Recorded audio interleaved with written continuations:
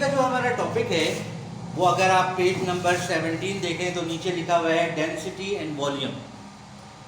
तो आ जाएं, आपको डेंसिटी और वॉल्यूम के बारे में बताते हैं। तो डेंसिटी से पहले हम वॉल्यूम के बारे में समझेंगे। देखिए, अगर हम वॉल्यूम जो मैटर होता है उसकी कितनी स्टेट होती हैं? 3 स्टेट होती है। क्या होती है? Solid, liquid, gas. और सॉलिड जो होते हैं उनके डेफिनेट शेप होती हैं।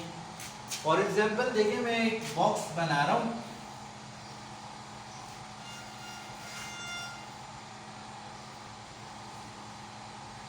ये मैंने एक बॉक्स बना दिया, सही है। तो इसमें ये जो चीज है ये क्या है? हाइट, सही है। ये जो है इसकी लेंथ है और ये इसकी विड्थ है या ब्रेथ है, सही है। तो इस चीज का वॉल्यूम अगर कोई रेगुलर शेप होगी, स्क्वायर होगा, रेक्टेंगल होगी, तो उसका वॉल्यूम का फॉर्मूला होता है length into breadth into height. ये फॉर्मूला है। अगर मिसाल के तौर पर मेरे पास एक सिलेंड्रिकल ऑब्जेक्ट है, क्या है? Cylindrical object. ये सिलेंडर, ये एक सिलेंडर बना दिया मैंने आपके सामने, सही है। तो इसका जो वॉल्यूम होगा, इसका अगर हमें वॉल्यूम मालूम करना है, ये वॉल्यूम जो है आपके पास ये है, ये इस शेप का वॉल्यूम है। अगर मेरे पास ये है तो ये चीज मैं अप्लाई यहां पे नहीं कर सकता। यहां पर इस पॉइंट से लेकर, क्योंकि ये सर्कुलर है, यहां से लेकर यहां तक का फासला क्या होगा? रेडियस कहलाएगा। और यहां से लेकर यहां तक का डिस्टेंस क्या कहलाएगा? लेंथ कहलाएगा। तो इसका वॉल्यूम का फॉर्मूला क्या होगा? V = पाई r स्क्वायर L, सही है। ये बात आप लोगों की समझ में आ गई। यानी अगर हमें वॉल्यूम मालूम करना है, अगर ऐसी ऑब्जेक्ट है, तो हम क्या करेंगे? इसकी लेंथ, इसकी हाइट, इसकी लेंथ, इसकी ब्रेथ को मल्टीप्लाई कर लेंगे, जो मीटर में होती है। तो इसका यूनिट क्या बन जाएगा? Metre cube. इसमें SI यूनिट के अंदर, सही है। SI यूनिट के अंदर वॉल्यूम का यूनिट क्या होता है? मीटर क्यूब होता है। इसी तरह से अगर ऐसा सिलेंड्रिकल बॉडी है तो इसका जो अगर हमें वॉल्यूम मालूम करना है तो वो होगा पाई r स्क्वायर, और इसका यूनिट भी क्या होगा? Metre cube. लेकिन अगर हमारे पास एक राउंड शेप बॉल है, सही है, अगर बॉल है तो इसका वॉल्यूम कैसे मालूम करेंगे? V = 4/3 pi r cube. Sir ये क्या कर रहा है भाई? देखें, ये सेंटर ऑफ द बॉल है और सेंटर ऑफ द बॉल से लेकर यहां तक का फासला क्या कहलाएगा? रेडियस कहलाएगा, सही है। तो हमारे पास 3 तो ऐसी चीजें थी जो रेगुलर शेप हैं। लेकिन मिसाल के तौर पर अगर हमारे पास एक ऐसा ऑब्जेक्ट है, ऐसा एक पत्थर है हमारे पास, ऐसा ऐसा ये पत्थर। अब सर इसका मालूम करके बताएं। भाई देखिए, इसका तो मुझे भी मालूम नहीं करना आता, तो क्या करें? इसके लिए हम एक तरीका का इस्तेमाल करते हैं और एक डिवाइस इस्तेमाल करते हैं, उसको हम बोलते हैं मेजरिंग सिलेंडर। ये देखिए, ये आपके पास बुक में बना हुआ है, ये मेजरिंग सिलेंडर, सही है। ये देखिए, ये मेजरिंग सिलेंडर है और इसकी मदद से हम वॉल्यूम मालूम करेंगे। तो चलें आए, अब आज हम आपको बताते हैं कि इसकी मदद से आप कैसे वॉल्यूम मालूम करेंगे। देखिए, यहाँ पे एग्जाम्पल दी हुई है, गौर से देखिए इसको, और इसी एग्जाम्पल को मैं आपको इलिस्ट्रेट करके बता रहा हूँ, सही है। फॉर एग्जाम्पल हम यही सिलेंडर बना लेते हैं। यहाँ पर मैंने एक सिलेंडर बना लिया, यहाँ पर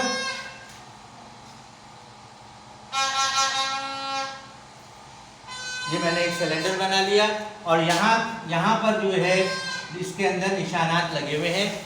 गैजुलेटेड सिलेंडर होता है और इसके अंदर जो नॉर्मली लेबोरेटरी वगैरह में इस्तेमाल किया जाता है तो उसके अंदर वो होता है 100 ml का, ये जो मैगजीन सिलेंडर होता है नॉर्मल जो लेबोरेटरीज में इस्तेमाल किया जाता है वो होता है 100 ml का, लेकिन इसको बड़े तौर पे नापने के लिए हम क्या इस्तेमाल करते हैं, 1000 ml का भी होता है। सही है। तो अब अगर मैं इसका एक दूसरा बना लेता हूं, यहां पर मैंने बना लिया, सही है, और इसके अंदर इतना पानी है,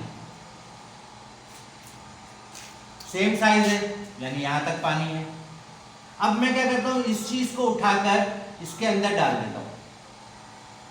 थोड़ा सा शक्ल चेंज हो जाएगी, बुरा नहीं मानिएगा, जल्दी जल्दी ड्राइंग कर रहा हूं आपके सामने। तो ये मैंने पानी के अंदर डाल दिया। अब आप मुझे बताएं क्या ये तस्वीर सही बनी है, मैंने सही बनाई है? क्यों, क्या गलती है? पानी ऊपर हो जाएगा, बिल्कुल सही कहा। इसीलिए आपको याद है बचपन में आपने कहानी सुनी थी प्यासा कौवा। तो प्यासे कौवे को इतनी फिजिक्स जरूर आती थी, लेकिन आपको समझने में थोड़ी मुश्किल।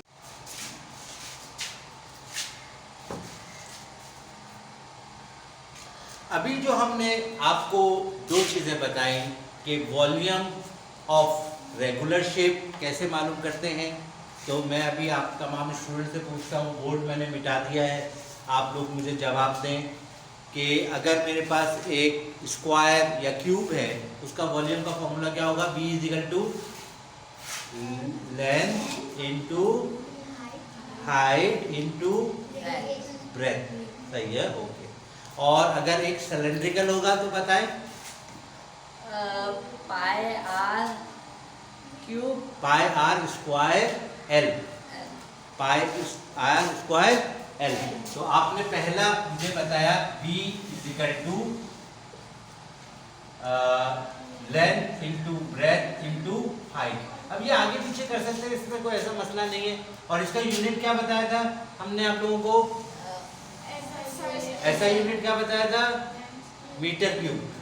बिल्कुल सही बता रहे हैं आप, मीटर क्यूब इसका SI यूनिट है। और सिलेंड्रिकल बॉडी, उसका फॉर्मूला बताएं। अभी आपने बताया था मुझे, पाई आर स्क्वायर एल। सही है।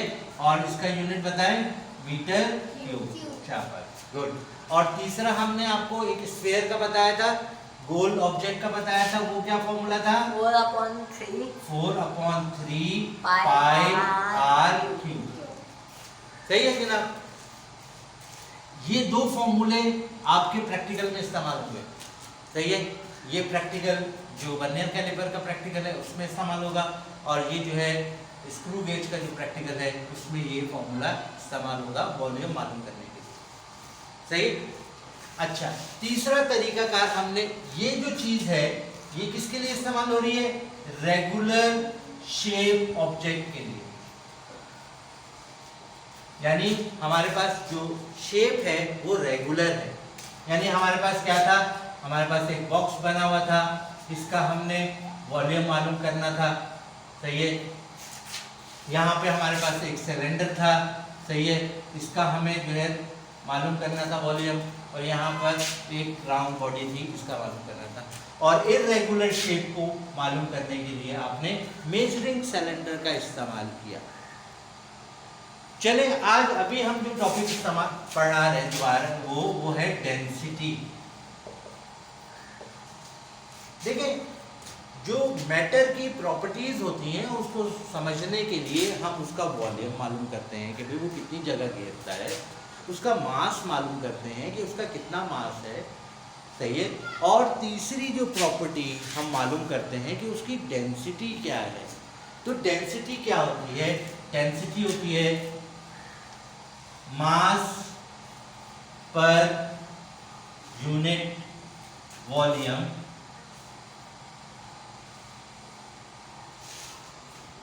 is called density।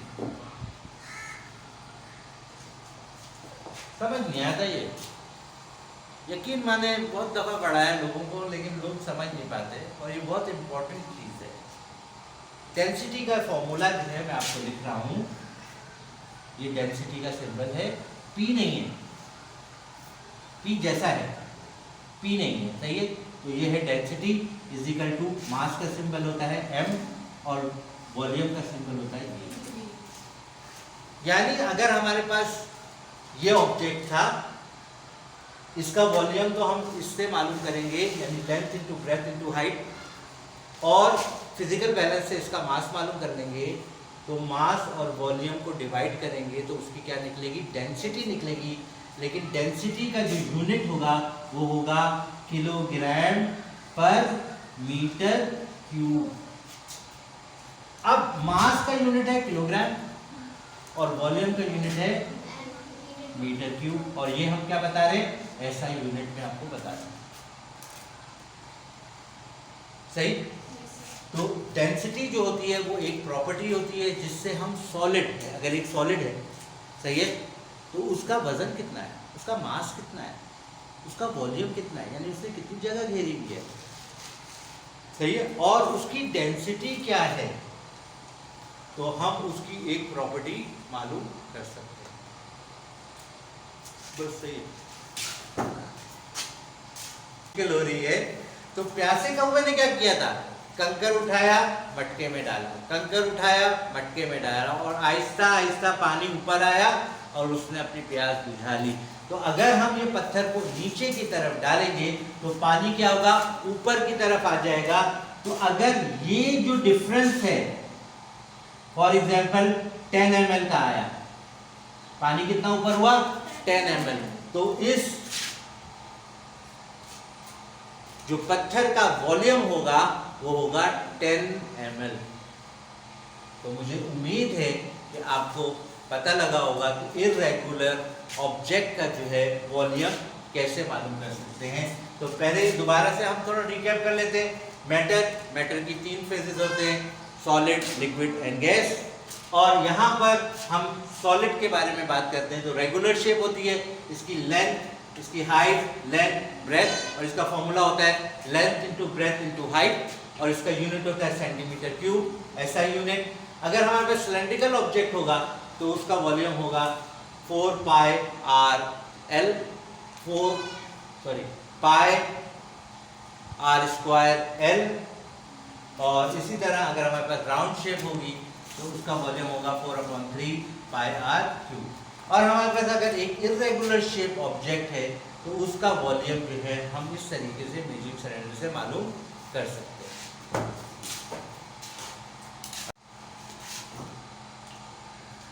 ये बुक आए हुए अभी 2nd ईयर है इस बुक को, और ये जो सवाल आपके सामने दिया हुआ है ये बच्चों को समझ नहीं आता, और मैं कोशिश करूँगा कि ये सवाल जो ये एग्जाम्पल है आप लोगों को समझ में आए। तो आए इस एग्जाम्पल को सॉल्व करते हैं। तो यहाँ पर जो एग्जाम्पल है उसके अंदर एक आयरन बॉल दी हुई है जिसका रेडियस, यानी मैं इसका सॉल्यूशन कर रहा हूँ, ये है एग्जाम्पल नंबर 4 और पेज नंबर है 21। बहुत इंपॉर्टेंट है और बहुत नॉलेजेबल है। तो मैं इसका सॉल्यूशन करता हूँ, सही है। क्वेश्चन और बुक मैंने आपको दिखाई, इसको आप देख सकते हैं, आपके पास ये बुक अवेलेबल होगी। तो यहाँ पे इसमें जो डेटा दिया हुआ है उसमें दिया हुआ है एक बॉल दी हुई है। देखिए ये मैं बॉल यहाँ पे बना लेता हूँ ताकि हम इसको समझा सकें। ये मैंने एक बॉल बना दी, सही है। और यहाँ पे लिखा हुआ है द रेडियस इज 18 सेंटीमीटर, यानी इसका जो रेडियस है वो आर, ये मैं ऊपर करके बना देता हूँ, आर जो है वो है 18 सेंटीमीटर। और if the density of iron की बॉल है तो आयरन की जो डेंसिटी है वो यहाँ पर दी हुई है 7.8 ग्राम पर सेंटीमीटर क्यूब। तो हम डेटा बनाते हैं, सही है। तो सबसे पहले हम यहाँ पर लिख रहे हैं रेडियस हमें दिया हुआ है 18 सेंटीमीटर। तो अब अगर हमने यूनिट्स पढ़े हैं, सरफेक्सेस और प्रीफिक्सेस पढ़े हैं, तो आई नीड अ कैलकुलेटर, मुझे कैलकुलेटर की ज़रूरत होगी ताकि मैं वो बच्चे जो ऑनलाइन पढ़ रहे हैं मैं उनको भी बता सकूं कि किस तरह से कन्वर्जन की जा सकती है। तो यहाँ पे 18 सेंटीमीटर है। अब आप देखते हैं यहाँ पर ज़रा मैं एक लाइन बनाता हूँ और यहाँ पे आपको बताता हूँ। सेंटीमीटर छोटा होता है और मीटर बड़ा होता है, सही है। और इन दोनों के दरमियान में डिफरेंस कितना होता है, यानी 100 सेंटीमीटर बराबर होते हैं मीटर के। मेरे पास सेंटीमीटर लिखा हुआ है और मैंने मीटर में कन्वर्ट करना है, तो मैं क्या करूंगा, डिवाइड करूंगा 100 से। दोबारा समझ ले, मेरे पास सेंटीमीटर है और मीटर है, दोनों के दरमियान में डिफरेंस क्या है, यानी 100 सेंटीमीटर बराबर होंगे 1 मीटर के। अगर इस सेंटीमीटर को मुझे कन्वर्ट करना है तो मैं क्या करूंगा, डिवाइड करूंगा सेंटीमीटर से मीटर में ले जाने के लिए, सही है। तो अभी हम क्या करते हैं, यहाँ पर 18 डिवाइड बाय 100, वैसे तो हम कर सकते हैं, आंसर आएगा 0.18 मीटर, लेकिन बच्चों की कन्वीनियंट के लिए हम यहाँ पर आपको दिखा देते हैं। हम लिख रहे हैं यहाँ पे 18 डिवाइड बाय 100, तो आंसर हमारे पास देखें 0.18 हमारे पास आंसर आ रहा है। तो हमने क्या किया, ये जो यूनिट है ये ऐसा यूनिट नहीं है, हमें न्यूमेरिकल सॉल्व करने हैं तो हमें ऐसा यूनिट में कन्वर्ट करना होगा, तो ये मैंने कन्वर्ट कर दिया। सेकंड जो चीज़ हमारे पास न्यूमेरिकल में दी गई थी, वो न्यूमेरिकल में हमारे पास दी थी आयरन की डेंसिटी। आयरन की डेंसिटी जो है वो दी हुई है, मैं डेंसिटी का सिंबल बना रहा हूँ ध्यान से, ये पी नहीं है, दोबारा से बोल रहा हूँ, पी नहीं है, ये ग्रीक लेटर है और इसको कहते हैं रॉ, सही है। लेकिन क्योंकि उसमें जाने की ज़रूरत नहीं है, आप समझ लें, सही है। तो यहाँ पर इसकी जो डेंसिटी दी हुई है वो दी हुई है 7.8 ग्राम पर सेंटीमीटर क्यूब। ये जो कन्वर्जन मैं आपको समझा रहा हूँ ये ज़रा थोड़ा सा डिफिकल्ट है, तो कोशिश कीजिएगा इसको समझने की। तो पहले यहाँ पे है ग्राम, तो हम यहाँ पे एक लाइन बना लेते हैं, इसको समझाने के लिए मैं बना रहा हूँ ताकि आपको समझ में आए। ग्राम, ये आ गया ग्राम, और इसके ऊपर क्या होता है, किलोग्राम होता है। 1 किलोग्राम में कितने ग्राम होते हैं, 1000 ग्राम होते हैं। मुझे ग्राम से किलोग्राम में लेकर जाना है, तो मुझे यहाँ पे क्या करना पड़ेगा,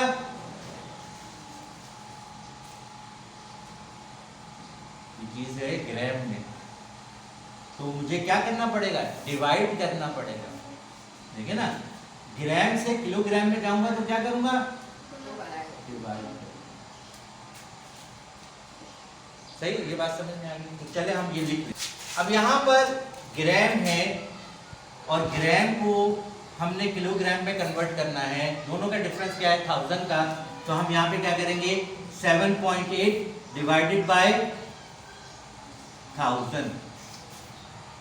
अब ये सेंटीमीटर क्योंकि डिवाइड हो रहा है तो ये वैल्यू क्या होगी, मल्टीप्लाई होगी। देखिए दोनों के दरमियान में डिफरेंस कितना है, 100 का, लेकिन ये चीज क्या होगी, इस वैल्यू से मल्टीप्लाई होगी। क्या मैंने सही किया, नो नो नो सर, आपने रॉन्ग किया है। क्यों रॉन्ग किया है, क्योंकि यहाँ पे क्या लिखा हुआ है, सेंटीमीटर क्यूब, यानी 3 दफा हमें 100 लिखना है, 100 हमें 3 दफा लिखना पड़ेगा, सही है। अब हम इसको कैलकुलेट कर रहे हैं, इसको और इसको काट देते हैं, इसको और इसको काट देते हैं, इसको और इसको काट देते हैं, तो 3 जीरो यहाँ से कैंसिल हो गए, तो यहाँ पे देखें 4 जीरो रह गए, सही है।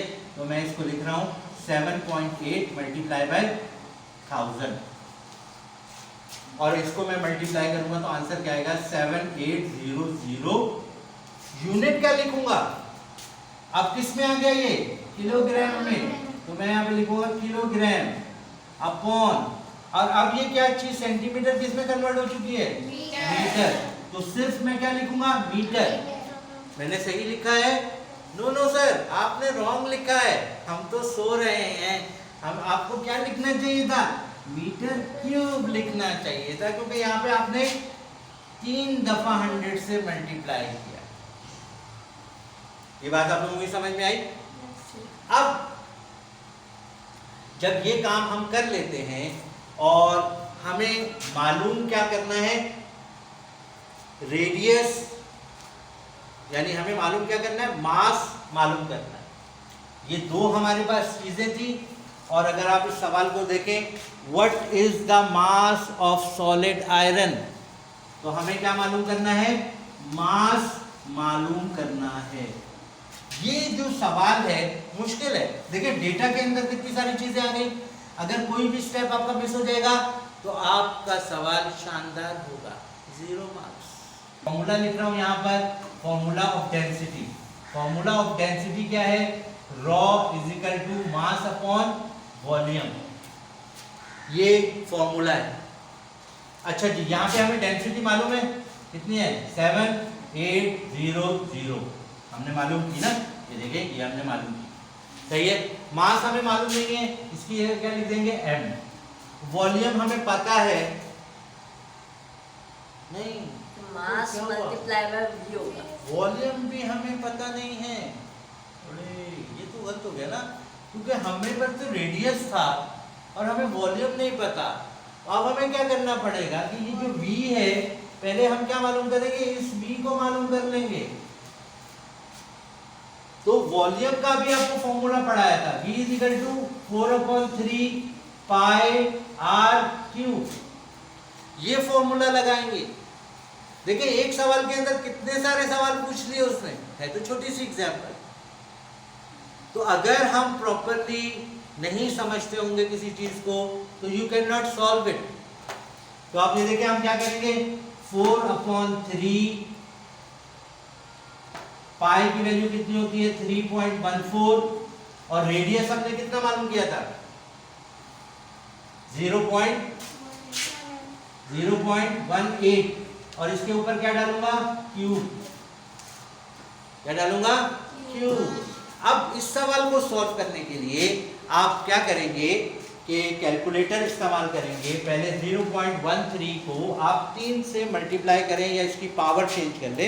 ये साइंटिफिक कैलकुलेटर मेरे पास है, मैं यहाँ पे इसको देखिए लिख रहा हूँ, 0.18 ब्रैकेट एक्सपो पावर 3, ये मैंने इस तरीके से अंदाज से लिखा है, सही है। और इसमें इजिकल टू का मैं बटन दबा रहा हूँ, ये मैं इजिकल टू का बटन दबा रहा हूँ और मल्टीप्लाई कर रहा हूँ इसको 3.14 से, मैं इसको मल्टीप्लाई कर रहा हूँ और फिर मैं इसको मल्टीप्लाई कर रहा हूँ 4 से, और फिर मैं इसको डिवाइड कर रहा हूँ 3 से। तो ये मेरे पास आंसर आ रहा है 0.024, और एक बहुत लंबा सा आंसर आ रहा है, लेकिन मैं इतना लंबा आंसर नहीं लिखूंगा, मैं इसका आंसर लिख लूंगा v इज इक्वल टू 0.0244, और ये क्या है, वॉल्यूम, और वॉल्यूम का यूनिट क्या होता है, मीटर क्यूब। अब मैं इस वैल्यू को इस्तेमाल कर सकता हूं अपने सवाल के अंदर।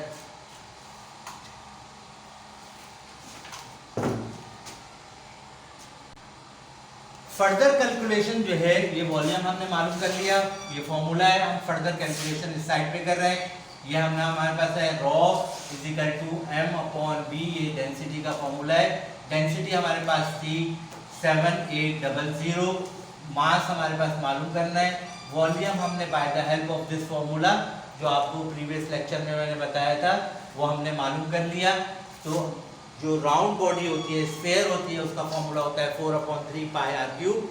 आप 0.18 को 3 दफ़ा मल्टीप्लाई करेंगे, 3 से मल्टीप्लाई नहीं करेंगे, और इसको 3.14 से मल्टीप्लाई करेंगे, ये पाई की वैल्यू होती है, और 4 से मल्टीप्लाई करेंगे और डिवाइड करेंगे 3 से। ध्यान से कीजिएगा, पॉइंट के बाद बहुत सारे नंबर आएंगे, लेकिन आप जो है पॉइंट के बाद 4 नंबर या 3 नंबर लिख सकते हैं। तो यहाँ पे हमने अब वो वैल्यू लिखी 0.0244। ये चीज़ जहाँ पर डिवाइड हो रही है, यहाँ पे जाके क्या करेगी, मल्टीप्लाई करेगी। तो 7800 multiply by 0.0244 equal to m। तो हम देखें यही वैल्यू हमारे पास लिखी हुई है, और इसको हम 78 से मल्टीप्लाई कर रहे हैं। ये देखें 7800 से मैंने मल्टीप्लाई किया और मेरे पास आंसर आ रहा है 190.44। तो मेरे पास जो मास आ रहा है वो आ रहा है 190.44। तो मास का यूनिट क्या होता है? किलोग्राम। तो स्टूडेंट, जैसा कि मैंने आपको बताया था, ये सवाल एग्जाम्पल मैं last year I have taught the student 3 time but they are not able to understand this thing properly. मैंने कोशिश की है कि आपको इसको थोड़ा एक्सटेंड वे में समझाऊं ताकि आपको कन्वर्जन सही तरीके से समझ में आए। तो मुझे उम्मीद है कि ये आपको समझ में